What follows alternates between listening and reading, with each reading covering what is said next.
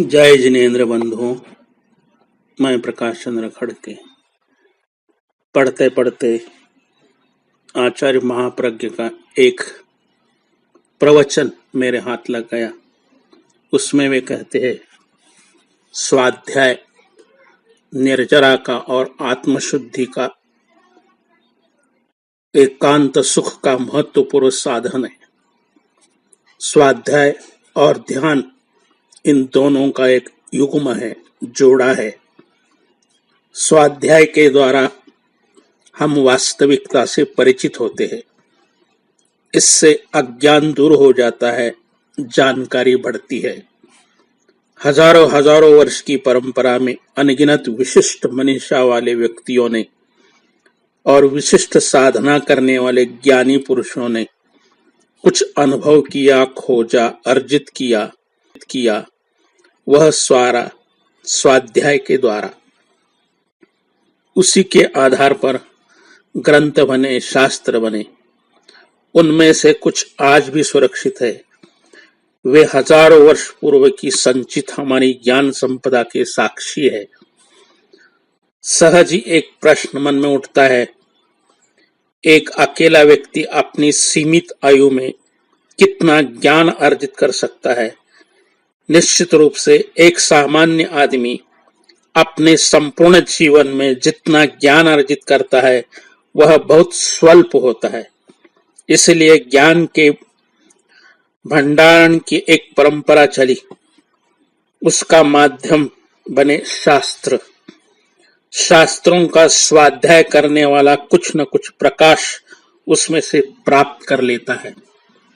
स्वाध्याय संभव हो पाता है आंखों के कारण। दो चर्म चक्षु हमें प्राप्त है, किंतु इनकी क्षमता सीमित है। इसके अतिरिक्त ये सिर्फ बाह्य चीजों को देख पाती है। इनसे आगे और दूर तक देखने के लिए, अभ्यंतर को देखने के लिए तीसरे नेत्र की जरूरत पड़ती है। इस तीसरे नेत्र का, थर्ड आई की आज बहुत चर्चा है। मनोविज्ञान की भाषा में इसे इंट्यूशन पावर कहते हैं। प्रेक्षा ध्यान में इसे हमने समता के रूप में व्याख्या है। एक राग की आंख है जो सिर्फ प्रियता को देखती है। दूसरी द्वेष की आंख है जो अप्रियता को देखती है। ये दोनों की बातें समस्या पैदा करती है। इसलिए तीसरी आंख समता के रूप में विकसित करने की जरूरत है। कोई राग नहीं, द्वेष नहीं, दुरावा नहीं, पक्षपात नहीं, झुकाव नहीं, केवल समभाव, मध्यस्थ भाव और तटस्थता। यह संभव कर दिखाएगा हमारा तीसरा नेत्र। एक अन्य तीसरा नेत्र आगम चक्षुषाहु। जैन परंपरा में आगम के रूप में विशाल साहित्य का भंडार है। वैदिक और बौद्ध परंपरा में भी शास्त्र कम नहीं है। तीनों परंपराओं के शास्त्र में विशाल ज्ञान राशि मौजूद है, जिन्हें हम आगम चक्षु या शास्त्र चक्षु प्राप्त नहीं है। जिसने इनका स्वाध्याय नहीं किया उसका ज्ञान चिंतन स्वल्प है, सीमित होगा। लोग सोचते हैं कि पश्चिम में ज्ञान का बहुत विकास हुआ है। यह एक भ्रांति है। वैज्ञानिक प्रगति को विकास का पैमाना नहीं बनाया जा सकता। ज्ञान कुछ अलग तरह की चीज है। विज्ञान बुद्धि से संबंध रखता है और ज्ञान अध्यात्म से। ज्ञान सबसे ज्यादा विकसित हुआ 14 पूर्व ज्ञान के अपूर्व भंडार है।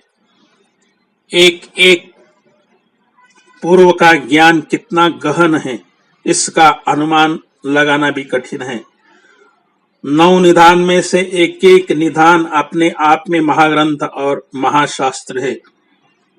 इनके द्वारा लौकिक और लोकोत्तर दोनों प्रकार की बातें जानी जा सकती है।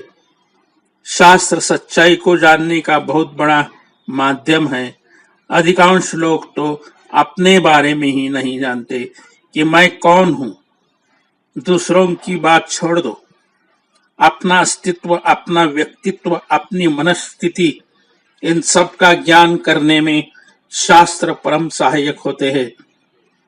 उदाहरण की भाषा में आंख सबको देखती है किंतु स्वयं को नहीं देख पाती।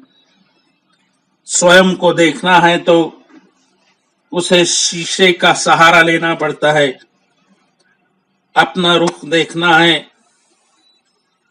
देखना है तो कांच के सामने जाकर खड़ा होना पड़ता है। दूसरों को देखने वालों को भी अपने आप को देखने के लिए दूसरों का सहारा लेना पड़ता है। इसी तरह अपने आप को जानने के लिए दूसरों का सहारा चाहिए और वह सहारा है शास्त्र।